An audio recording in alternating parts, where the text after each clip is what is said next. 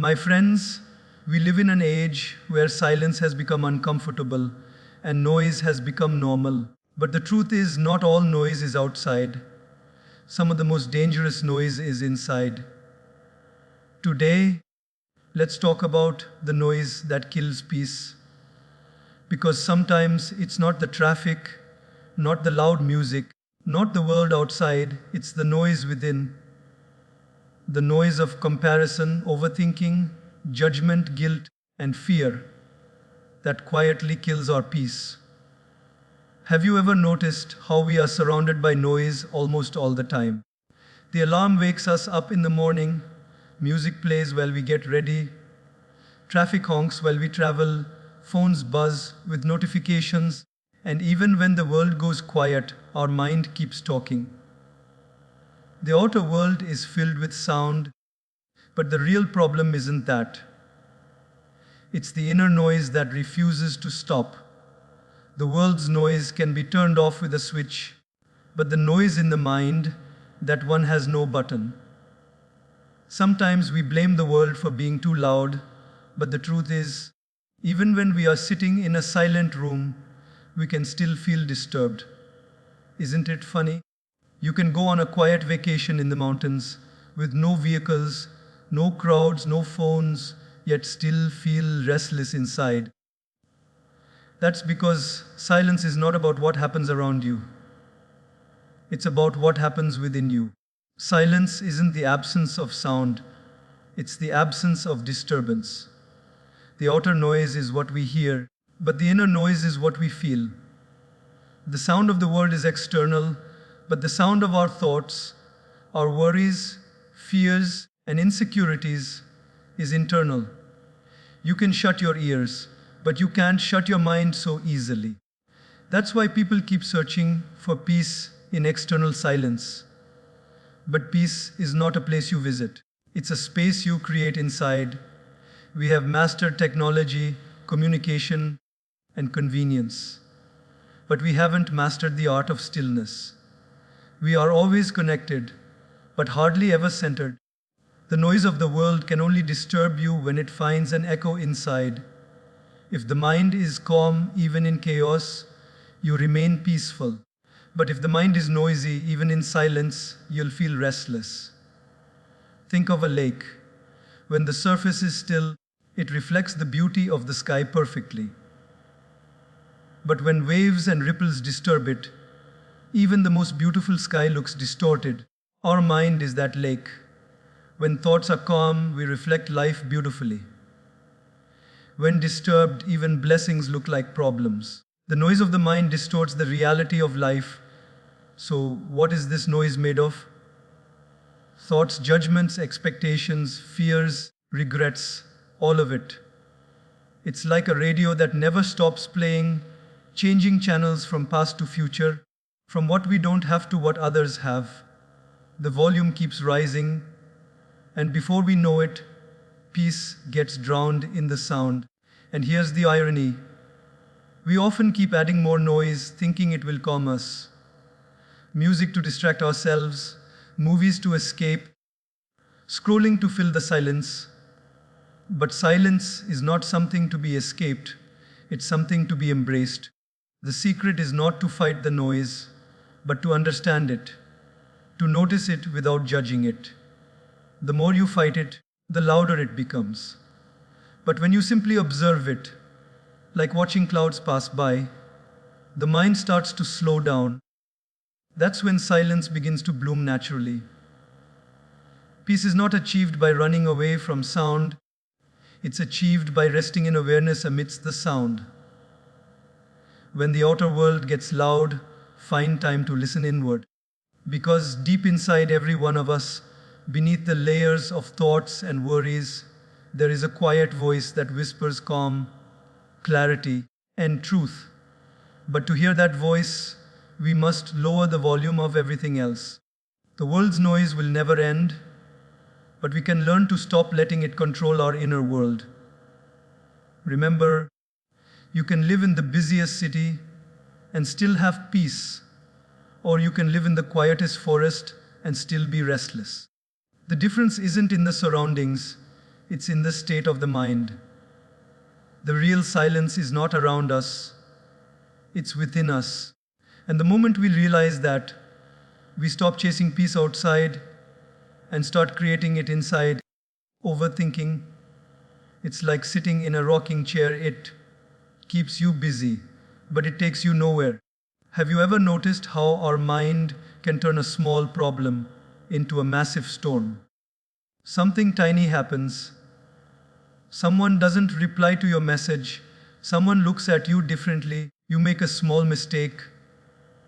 And suddenly, your mind starts writing 1,000 imaginary stories. You replay the moment over and over again like a broken record, analyzing every word, every expression, every possible outcome. And before you realize it, hours have passed, your peace is gone, and nothing in the real world has changed. Only your inner world has become noisy. Overthinking is that inner noise that whispers endlessly. It doesn't shout, it just keeps going. It tells you, what if it goes wrong? What if they don't like you? What if you fail? And in that constant dialogue, the mind loses its balance. We become prisoners of our own thoughts. It's not the situation that steals our peace, it's our endless thinking about the situation that does. The event happens once, but our mind relives it 100 times. We don't suffer from reality as much as we suffer from our thoughts about reality. We human beings have an amazing gift, imagination. But when imagination turns into fear, it becomes anxiety. When it turns into regret, it becomes guilt. And when it turns into doubt, it becomes overthinking. The mind is meant to be our servant, not our master. But when it starts controlling us, peace becomes impossible. Imagine a clear pond, peaceful, calm, and still. You can see the bottom clearly. That's your mind in peace. Now, throw a stone into it again and again. That's overthinking.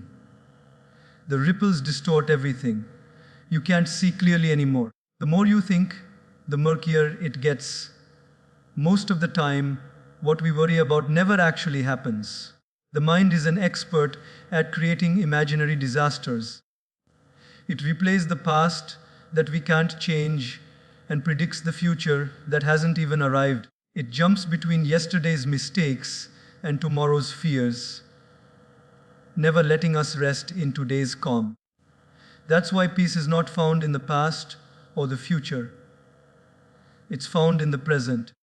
But overthinking is like a thief that steals the present moment and replaces it with endless what ifs. We often believe that thinking more will bring clarity. But overthinking doesn't bring clarity, it brings confusion. Clarity comes from quiet, not from chaos. The wisest decisions are made when the mind is calm, not when it's crowded. Think of a foggy morning.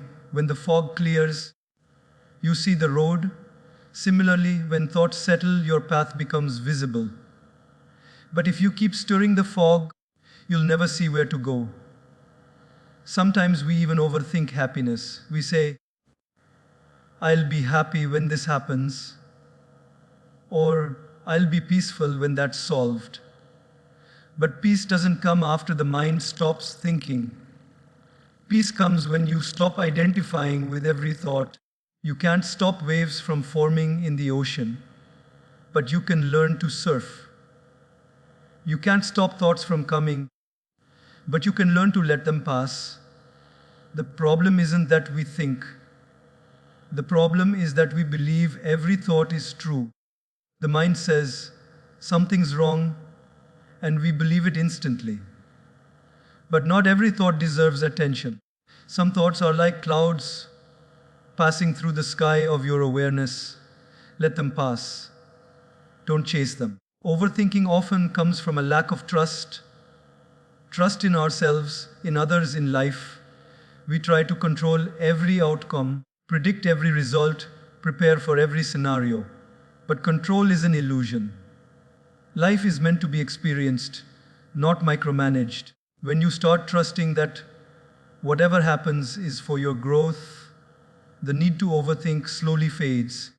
You move from anxiety to acceptance, from control to confidence. Have you noticed how peaceful children are? They don't overthink.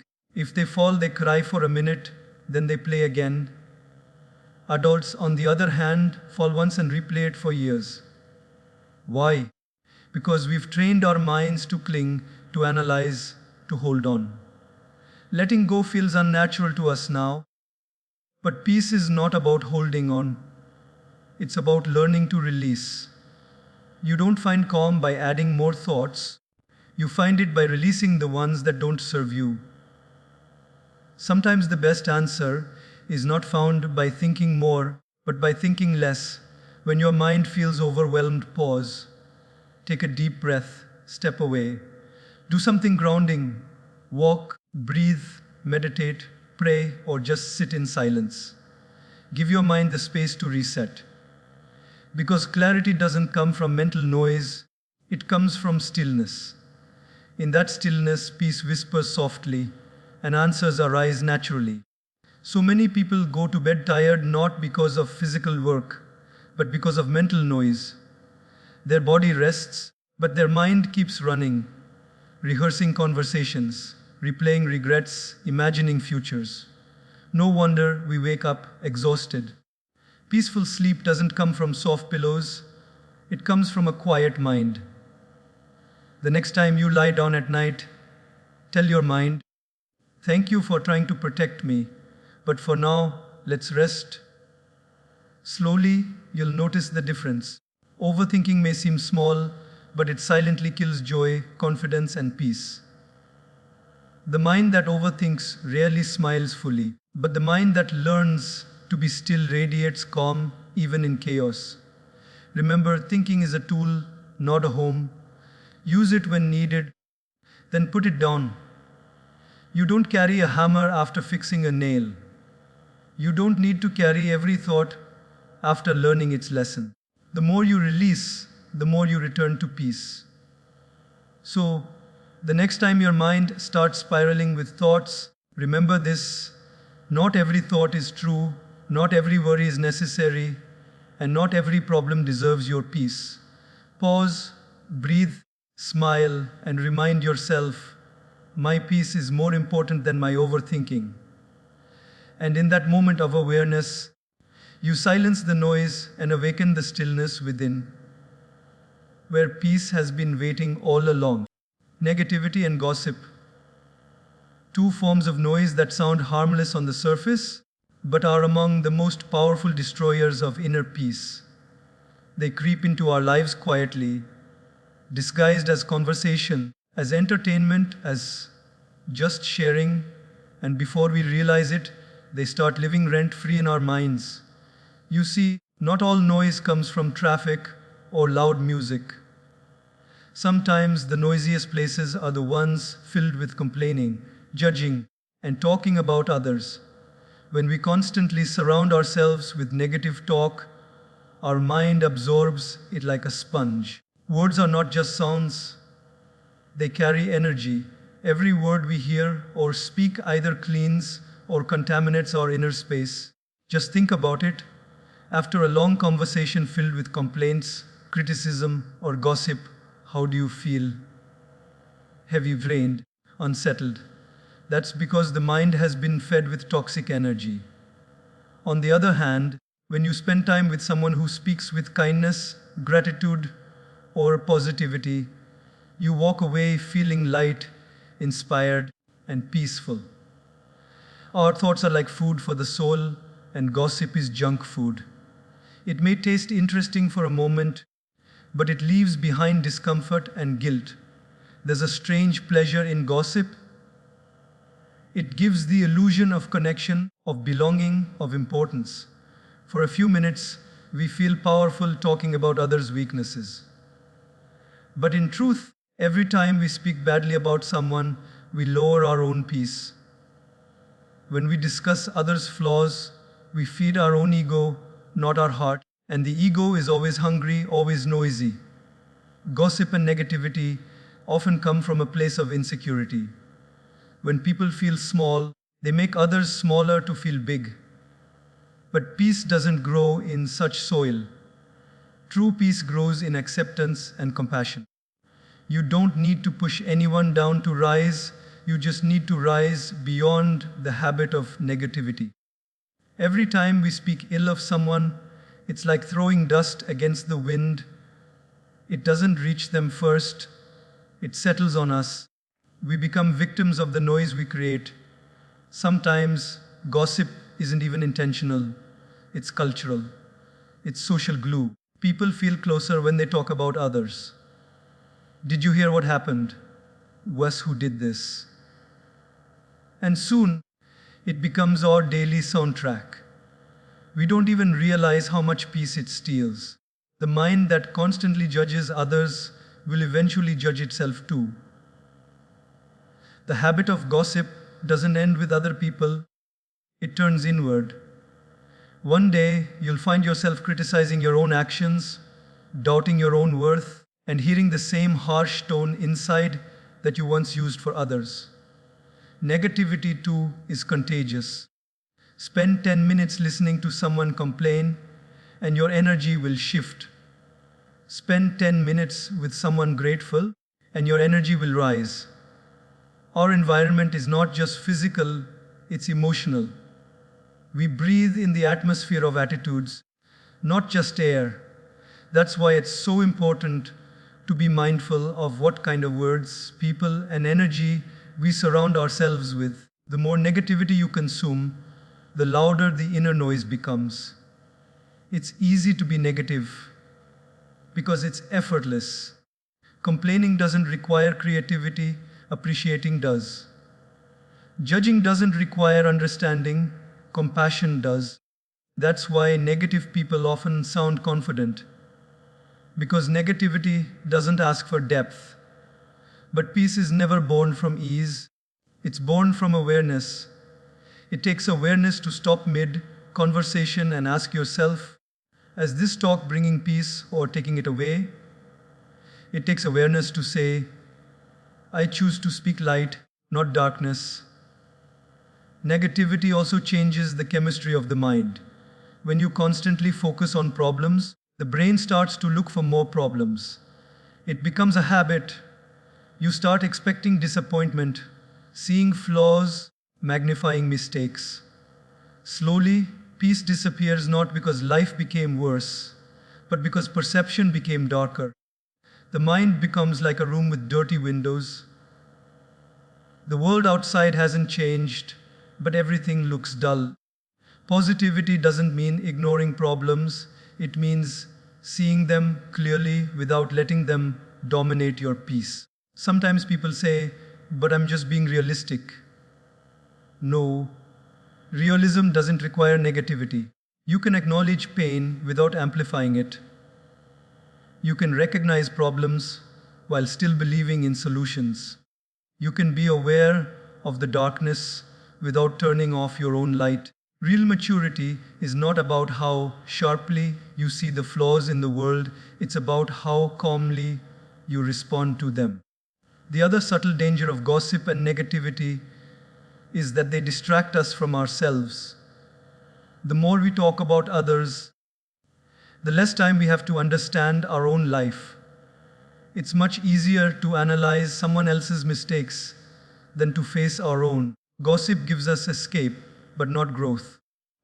Every minute spent talking about someone else's journey is a minute taken away from improving our own. The energy used in judgment could have been used in creation, in learning, in peace. When you shift from gossip to gratitude, you'll notice something beautiful. Silence starts to return. The mind becomes lighter. The heart becomes softer. You begin to notice good things again, in others and in yourself. And as that happens, you start to attract more peace. Because peace always comes to those who protect it through their words. Words are seeds. If you plant words of kindness, your heart will bloom with calmness. If you plant words of judgment, your heart will fill with weeds of unrest. Choose carefully. Before you speak, ask yourself, will this conversation leave both hearts lighter or heavier? If it brings light, speak it. If it brings darkness, stay silent. Silence in such moments is not weakness, it's wisdom. And remember, the noise of negativity doesn't always come from others. Sometimes it's our own inner voice. We gossip about ourselves. I'm not good enough. I always fail. I'm unlucky. That too is a form of self gossip. If we can learn to speak to ourselves with the same compassion we expect from others, we will find peace faster than any meditation technique can offer. So the next time you hear gossip, you have two choices: join the noise or rise above it. The next time you catch yourself complaining, pause and find one thing to be grateful for. It's a simple shift, but a powerful one. Because the day you decide to stop spreading negativity, whether through words or thoughts, is the day peace will stop running away from you. The quieter your speech becomes, the softer your heart feels. And that silence, that serenity, that sense of inner space, that is peace reclaiming its place within you. Comparison, it's such a quiet word, isn't it? But it makes the loudest noise in our hearts.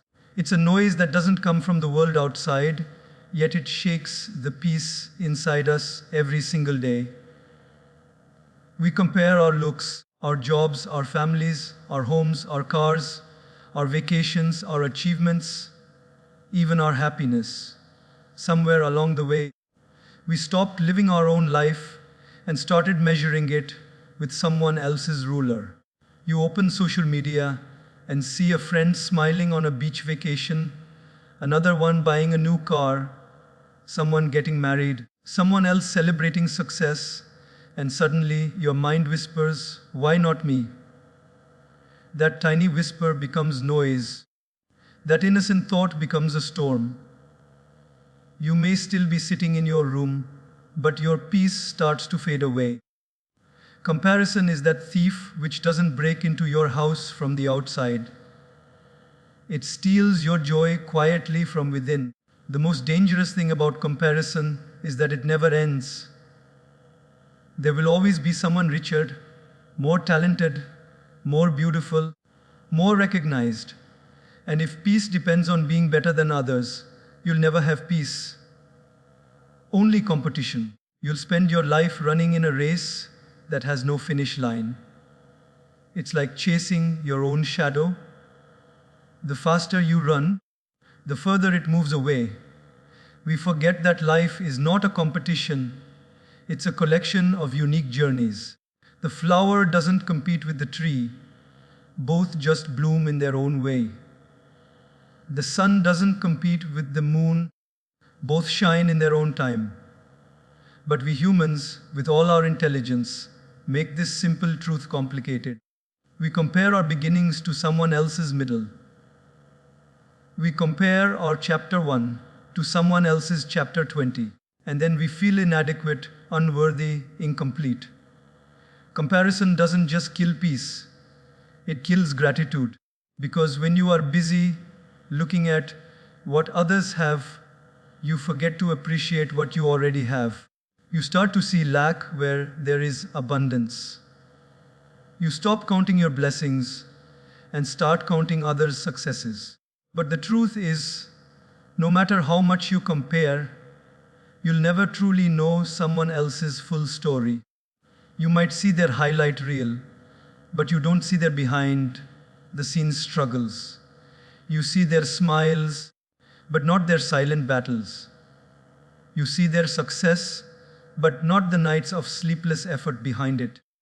Imagine someone walking into a garden and complaining that the rose isn't as tall as the sunflower. It sounds silly, right? Because each plant has its own nature, its own pace, its own purpose. That's exactly how life is. We were not created to be the same. We were created to complement each other, not compete with each other. The beauty of life lies in diversity, not in uniformity. The day we stop comparing, we begin to live freely. The day we start celebrating others without feeling smaller ourselves, we discover a new kind of joy, the joy that's rooted in peace, not pride. Because comparison is born out of insecurity, but appreciation is born out of contentment. When you truly accept yourself, someone else's success doesn't threaten you, it inspires you. Sometimes people think that comparison motivates them, that looking at others' achievements pushes them to do better. And yes, inspiration is good, but comparison is different. Inspiration says, if they can do it, so can I. Comparison says, if they have it, I'm not good enough. One uplifts you, the other drains you. One comes from love, the other comes from lack. The difference is not in the world, it's in the mindset. When you compare, you disconnect from your own path. You stop listening to your own inner voice. You start making choices, not because they bring you peace, but because they make you look successful. But success without peace is failure in disguise. You might win the world's approval, but lose your inner calm. And what's the point of reaching the top of the mountain if you can't enjoy the view? Peace begins when comparison ends.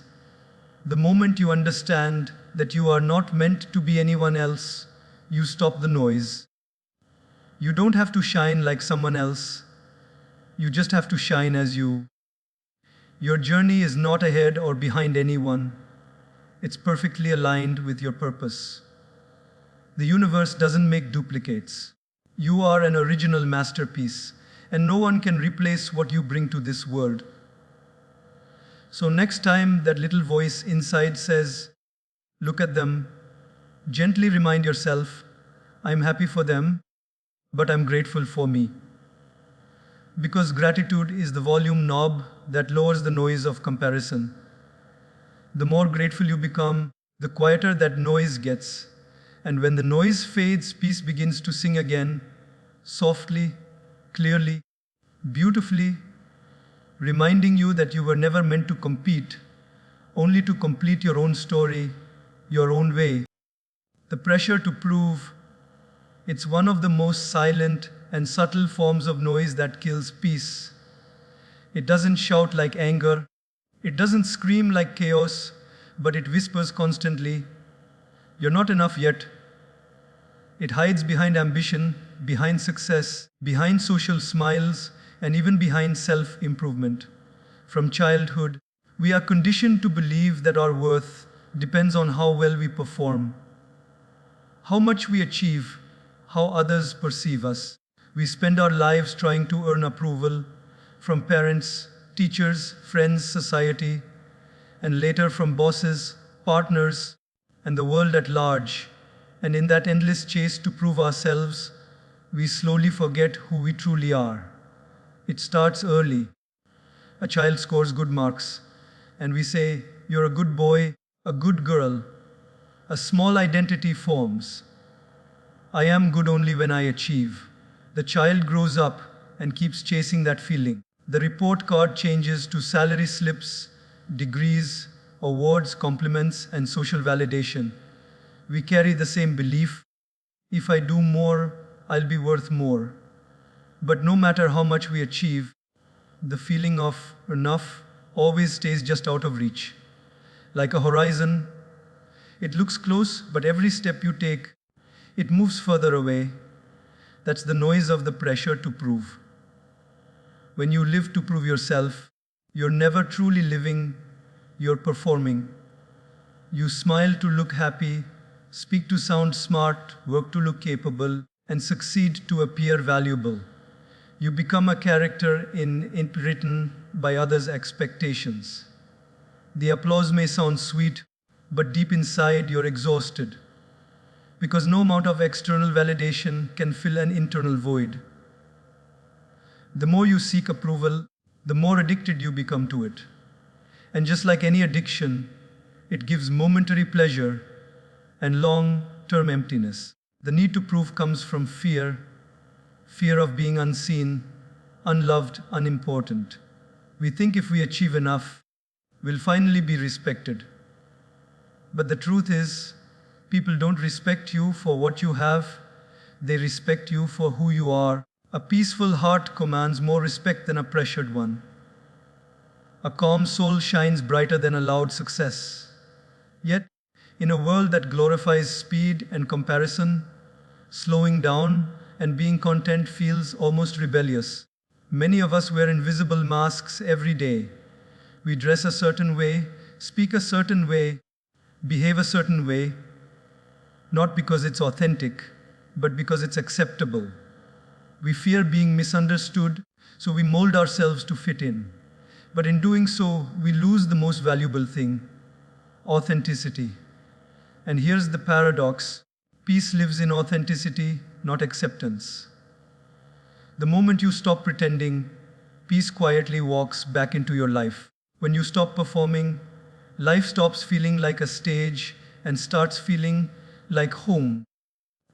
The pressure to prove doesn't always come from others. Often, it comes from within.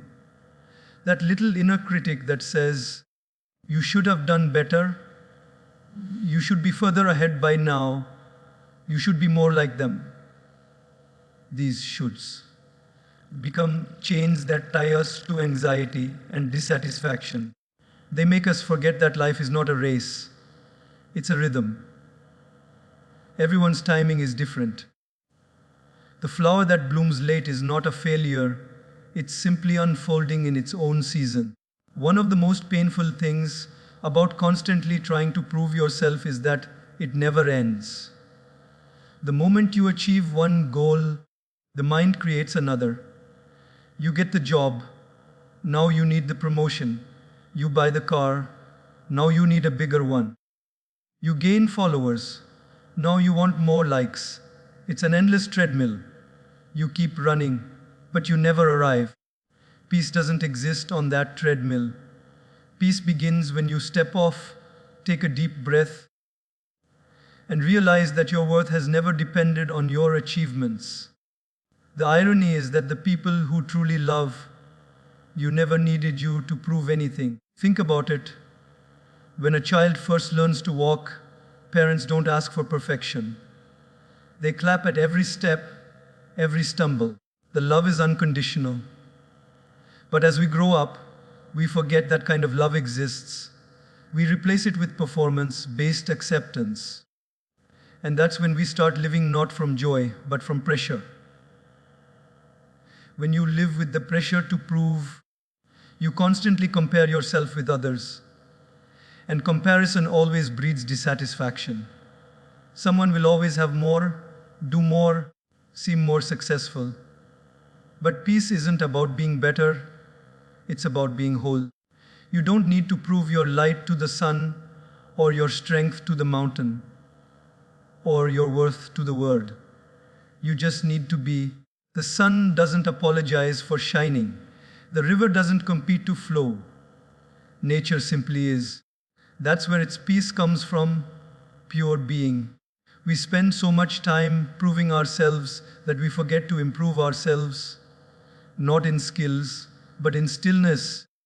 True growth happens when you shift from proving to becoming, when you stop chasing validation and start living with values. When you stop asking, what will they think? And start asking, what do I feel? That's when you reclaim your freedom. This pressure also makes us afraid of failure. Because when you define yourself by your achievements, failure feels like death. You stop trying new things. You hide your true desires. You avoid risks. But peace doesn't come from being perfect. It comes from being free. Free to fail, free to learn, free to be human. Every time you fail, you're not losing value, you're gaining wisdom. But the ego, obsessed with proving itself, never lets you see that. It only sees success as safety. And that's why the ego is so restless. It can never rest in peace. If you look closely, all spiritual teachers, saints, and wise people had one thing in common. They lived without the need to prove anything. They didn't seek validation, they radiated conviction. Their peace came not from applause, but from alignment. When what you think, say, and do are in harmony, peace flows naturally. You no longer act to impress, you act to express. You don't work for approval, you work with purpose. You don't live for the audience, you live for the truth. The moment you stop trying to prove, life becomes lighter. You laugh more, breathe deeper, sleep better. You stop overanalyzing what others think because you realize most people are too busy proving themselves to even notice you. The truth is, everyone is performing in their own play, wearing their own mask, carrying their own pressure. But few dare to drop it, and those who do find peace not at the end of success, but in the simplicity of being genuine. So, stop trying to prove you are enough, just start being enough. You were born enough. Your worth was never meant to be measured by achievements, possessions, or applause. You are not a performance, you are a person. You don't need to prove your worth to the world, you just need to remember it. And when you remember it, the noise fades, the anxiety calms, and peace quietly returns home to your heart. Because peace doesn't come from proving, it comes from being. Unforgiveness, it's one of the heaviest forms of noise the human heart can carry. It doesn't always shout, it doesn't always show, but it sits quietly in the corners of our soul, whispering bitterness, anger, and pain. We might smile, work, laugh, even meditate, but deep inside something feels unsettled, like an unfinished chapter that refuses to close. That's the sound of unforgiveness. It's the silent storm that never lets the mind rest and never allows the heart to heal. We often think forgiveness is about others, about letting someone else off the hook, about excusing what they did, about pretending it didn't hurt. But forgiveness has never been about them. It has always been about us. It's not a favor we do for others, it's freedom we give ourselves. Yet so many of us hold on to grudges and wounds, thinking it will somehow bring justice, thinking it will protect us from being hurt again. In reality, holding on to pain is like drinking poison and expecting the other person to suffer. When someone wrongs us, the pain is real, the betrayal, the disappointment, the humiliation. It cuts deep. But the suffering that follows often comes not from the wound itself, but from our unwillingness to let it heal. We keep replaying the event, the words, the emotions. We tell ourselves the story over and over again. And every time we relive it, the mind makes the wound fresh again. We can't change the past, but unforgiveness tricks us into believing that if we hold on tightly enough, somehow it will undo what happened. But it never does. It only keeps us stuck in the same emotional loop, trapped in yesterday while life moves on without us. Think of it this way. Imagine carrying a backpack full of stones. Every time someone hurts you, you pick up another stone and put it inside. At first, it's manageable, but as the years pass, it grows heavier. Each resentment, each grudge, each unspoken pain adds weight. You carry it everywhere. To work, to relationships, to sleep. Eventually, you start feeling tired, not knowing why. The reason is simple. You are carrying too much that doesn't belong to you anymore. Forgiveness is not about pretending the stones never existed. It's about setting them down, one by one, and walking freely again. Unforgiveness also disturbs peace because it ties us emotionally to the person who hurt us. You might have moved away from them physically, but mentally and emotionally, you're still connected, not by love, but by pain. And as long as that connection exists, your mind can't find rest. True peace is not in separation, it's in release. To forgive is to cut the rope that binds you to the past, It doesn't mean forgetting, it means no longer allowing that memory to control your present. Many people fear that forgiving means weakness, that it means you're okay with what happened, that it means the other person gets away with it. But forgiveness is not about approval, it's about liberation. You don't forgive because the other person deserves it. You forgive because you deserve peace. You deserve to live without that noise inside your head, without that heaviness inside your chest. Holding on to anger doesn't punish the other person, it punishes your soul.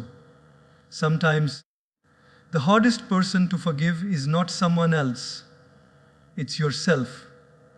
The mistakes we've made, the people we've hurt, the opportunities we've missed, these memories echo in the mind long after the moment has passed. We replay them again and again, saying, I should have done better. I can't believe I did that. We become our own jailers, locking ourselves in the past. But you cannot heal while you're still punishing yourself. You can only grow when you forgive yourself for not knowing better at the time. Every human being is a work in progress, and every mistake is a lesson in disguise. Self-forgiveness is the bridge between regret and growth. Without crossing it, you remain stuck on one side, unable to move forward. Unforgiveness doesn't always show up as anger. Sometimes it hides as emotional numbness. You tell yourself, I don't care anymore, but deep down you do.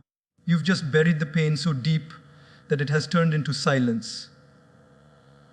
That silence may seem peaceful on the surface, but it's the silence of suppression, not serenity.